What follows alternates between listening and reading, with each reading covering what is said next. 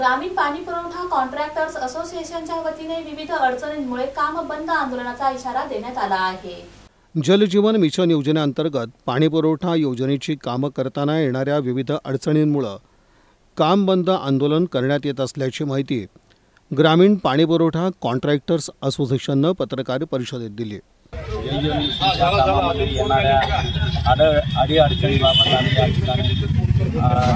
निवेदन दिलेलं आहे। मुख्य कार्यकारी अधिकारी यांच्याकडे काम बंद आंदोलनासाठी निवेदन दिलेलं आहे। यापूर्वी त्यांना वेळोवेळी आम्ही आमच्यावर होणाऱ्या अडीअडचणी आणि अन्याय बाबत त्यांना वेळोवेळी निवेदन दिले, परंतु निवेदनाचा काही विचार न करता उलट त्यांनी या ठेकेदारावर काम बंद केल्यानंतर कारवाई करण्याची भाषा केलेली आहे। त्यामुळे आज आमच्या ज्या अनेक अडचणी आहेत, आमच्या या ठिकाणी जलजीवन मिशनचं काम करताना येणाऱ्या अडचणी खूप आहेत। ही आमच्या अडचणी आहे। कामं खूप मोठी आहेत आणि जिल्हा परिषद याचा विचार करायला तयार नाही, त्यामुळे आता सध्या कामं बंद ठेवलेली आहेत।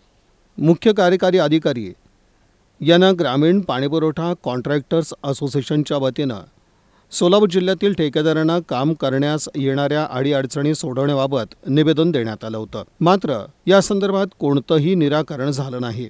याच्या निषेधार्थ हे काम बंद आंदोलन करण्यात येत असल्याचं ग्रामीण पाणीपुरवठा कॉन्ट्रॅक्टर्स असोसिएशनने जाहीर केलं।